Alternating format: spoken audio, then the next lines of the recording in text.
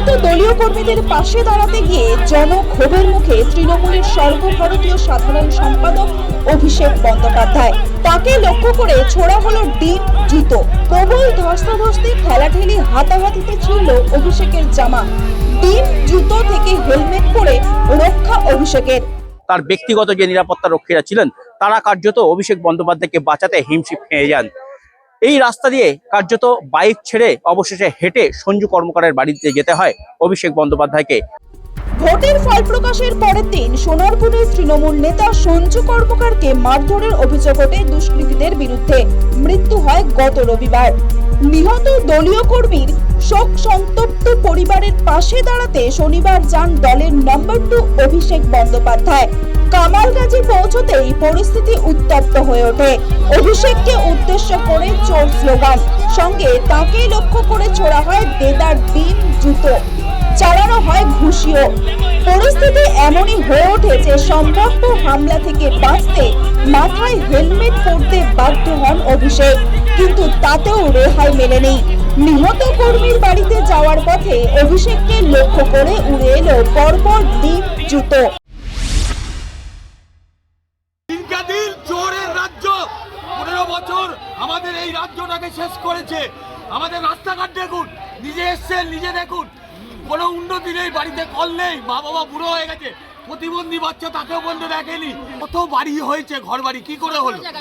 একটা 17 জায়গা কি করে ঘর বাড়ি হলো?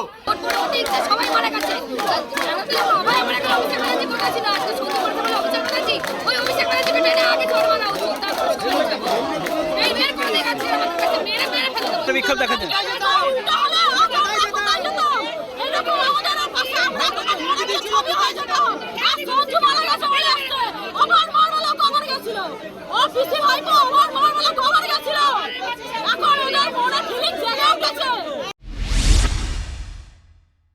প্রবল বিক্ষোভের মধ্যেই কোনো মতে নিহত সঞ্জুর বাড়িতে পৌঁছন অভিষেক।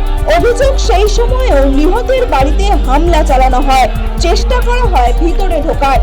এমন ঘটনায় খুনের চেষ্টা করা হয়েছে বলে অভিযোগ এনেছেন তৃণমূলের সর্বভারতীয় সাধারণ সম্পাদক। কিন্তু যে পরিস্থিতি আজকে এরা তৈরি করেছে, আমার মনে হয় সিপিএম এর বা ওই মধ্যযুগের বর্বরতাও এদের কাছে লজ্জা পাবে। যেভাবে মানে মাথাটা বেঁচে গেছে, খালি আমরা একটা হেলমেট পরেছিলাম।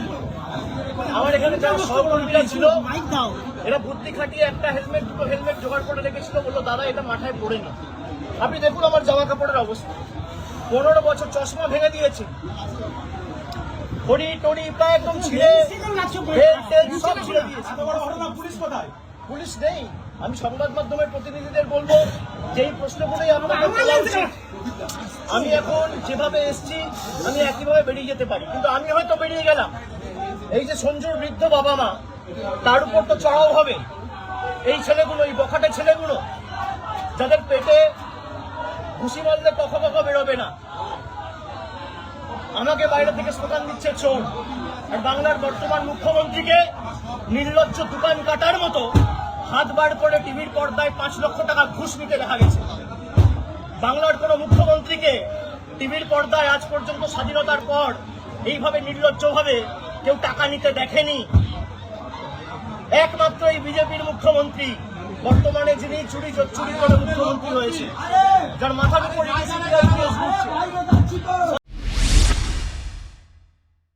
নিহত সঞ্জুর পরিবারের সঙ্গে দেখা করে পাশে থাকার আশ্বাসও দিয়েছেন অভিষেক বন্দ্যোপাধ্যায়। আর্থিক সাহায্য করেছেন তৃণমূল সাংসদ। এদিকে সঞ্জুর মৃত্যুতে বিচারের দাবি তুলেছেন নিহতের দিদি সঙ্গীতা কর্মকার।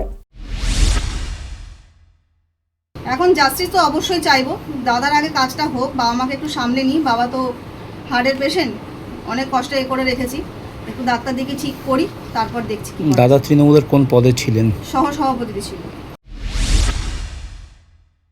খবর পেয়ে ঘটনাস্থলে পৌঁছায় পুলিশ ও কেন্দ্রীয় বাহিনীর জওয়ানরা।